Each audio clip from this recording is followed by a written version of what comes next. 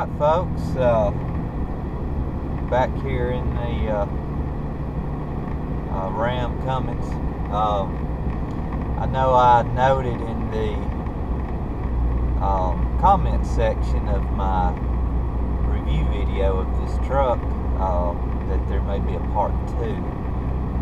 So I know the initial review video was quite long, but there was a few little things I did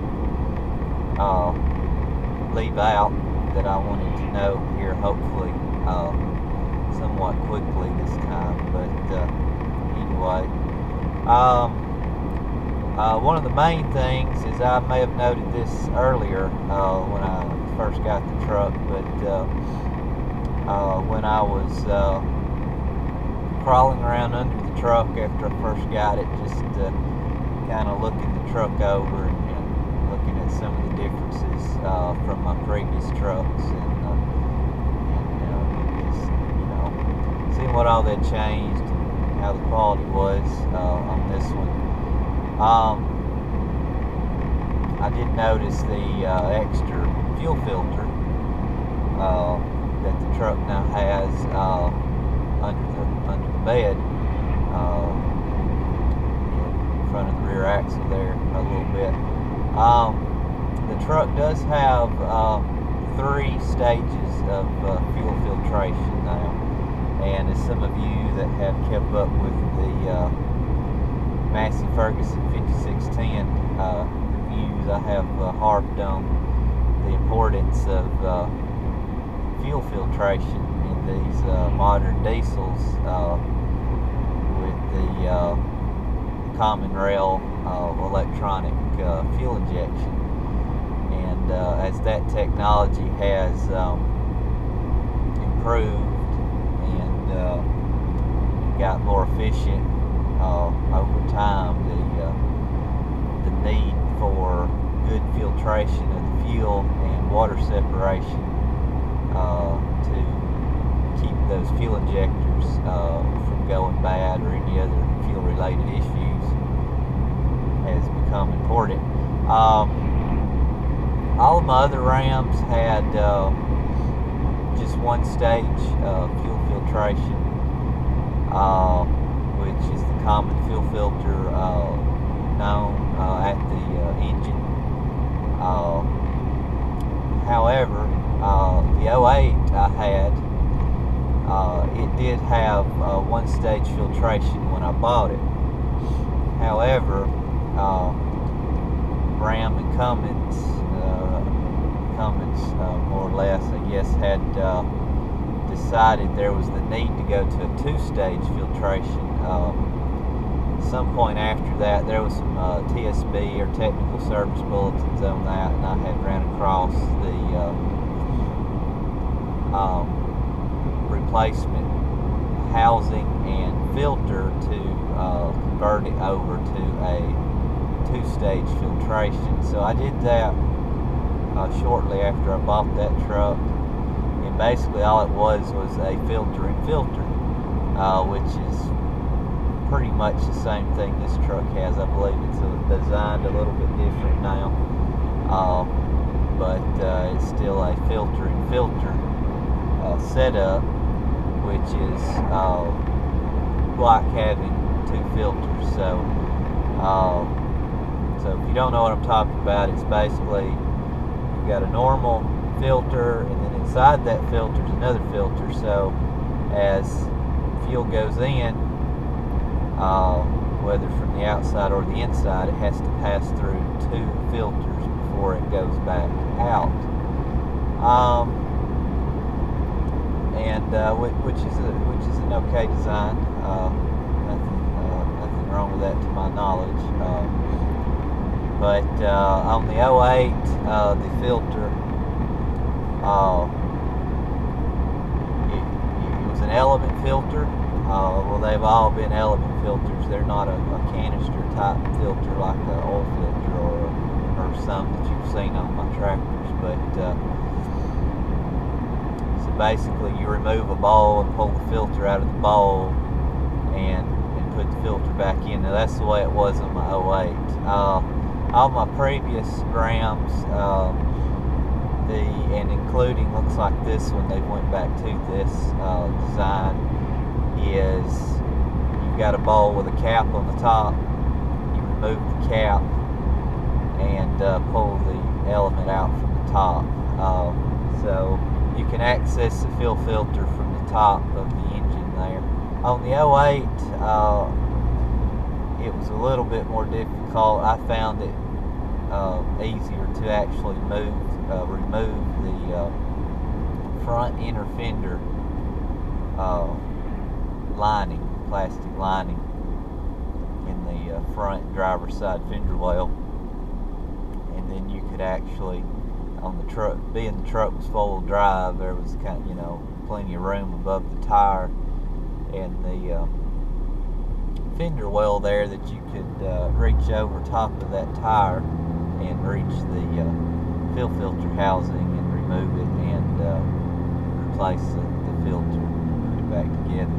On a two-wheel drive truck, I believe I have read people remove the front tire to get enough room, but anyway, it looks like they went back to the design on this one where it comes out from the top. And then in addition, that third stage of filtration, which would actually be the first stage in order, but there's now a filter under the bed of the pickup that filters the fuel coming out of the tank on its way to the filter and filter setup at the engine.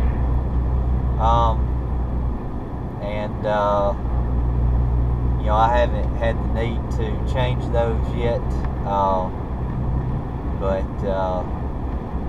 it don't look like it's anything too complicated. We'll have to crawl into the truck to gain access to it, looks like. But anyway, I do believe that is another element filter where you remove the bowl and replace the fuel filter element inside the bowl and put it back together. If I remember right, it might be a canister filter that screws on, but I'm not sure. Like I said, I haven't replaced that yet, so I hadn't looked into it, but I do know it's back there. I have seen it, and that is one of the improvements that was made to the truck. And one of the things I failed to note in my first video was the fact that a lot of the improvements that were made to these trucks were things that people were doing using aftermarket accessories or whatever customization they were doing after they bought the truck on previous models. And looks like Ram and Cummins together have listened and implemented those what used to be modifications people made as standard equipment in these trucks now when you buy them. And I don't know, I would assume that started, some of it started around 2013 maybe. Like I said, the rear coil suspension I think started in 2014 on the 3/4 ton, or on the 3/4 tons, and whatnot. So that was one of the improvements. There's more information here in the instrument panel here on the dash that you used to not get unless you had a programmer or tuner that would feed you that information back out from the computer. So you can see, like with my 08, if you went into manual shifting mode on the gear shift here, best I remember, it did not tell you what gear you was in. Now, I did have a little tuner that I used as kind of gauges and information on that truck, and it would tell me, but the truck itself would not tell me. So this truck will now tell you what gear you selected and whatnot. I do like that. It tells you your turbo boost, pressure, transmission temperature, a lot of that stuff that normally people would again install a tuner, or would, you know, some of the old ones actually installed physical gauges that would read that information. So they've integrated that into trucks now, and they give you that without the need to buy aftermarket accessories to pull that information out. So that's all good. Let's see, the other thing, I did talk about the oil change intervals on the truck, the 15,000 mile oil change interval on the truck. I did look at the manual the other night. I was in there, I was rotating my tires, and I was looking for, tire rotation information and the TPMS reset information, which is the tire pressure monitoring system, which is a government required thing now. But anyway, I'll go into that in a minute. But I happened upon the oil change interval information, and I was correlating the mileage to hours there, which is going to vary based on your driving habits and just your driving situation overall, whether you're a lot of highway driving or a lot of city driving or a lot of idling time, etc. So but the manual did notate every 15,000 miles or every 500 hours, whichever would come first. And you know, that's what I was kind of alluding to. It was going to be around somewhere, it looks like for me, between 400 and 500 hours, maybe around 450 when I hit the 15,000 mile mark. And I believe it did notate if you didn't meet those two conditions, then I think every 6 months maybe on a time frame as far as that goes. But yeah, I did rotate my tires, and after I got my tires rotated, it dawned on me that this truck had the tire pressure monitoring system. And my Chevy I had before this truck had that, and if you rotated the tires and didn't have the little scan tool that would reset the tires, or the relearn, I believe they often refer to that as, you would have to carry it to the dealer or someone that had that tool that would go around, and you would basically hold that tool up to the tire, wait for the horn to honk on the truck, and then that tire would be reset and relearned to the truck. You'd have to go around and do that on all four tires on the GM. Which on that truck I never rotated those myself. I always let the dealer do it, because I was in my free oil change period there, and they would rotate the tires for free and doing that. And the reason I know that is one time they rotated the tires but forgot to do the relearn, and I got down the road and my tire light come on and I had low pressure. I didn't. Got out, looked at all the tires, checked them, everything was good. So carried it back to the dealer, and they went around with their little tool and did that. So it dawned on me when I was rotating these tires that I may run into a similar situation after I had already done it. I was adjusting my tire pressures, and I realized that it may happen. So I did when I drove the truck back from the farm to the house. Tire pressure light did come on, and my pressure readings here in the dash were misaligned to where the tires actually were now. And I thought, well, I'll just have to figure it out. But I looked online that night. Best I could tell, all you really had to do was just drive the truck long enough. I think just a few miles. It was probably less than 2-3 miles when I actually drove the truck the next day, and it relearned the tires itself without any additional tools. But you do need to have the correct tire pressure in the tires when you do that. If you run something lower than normal or don't readjust the tire pressures, it may have trouble relearning.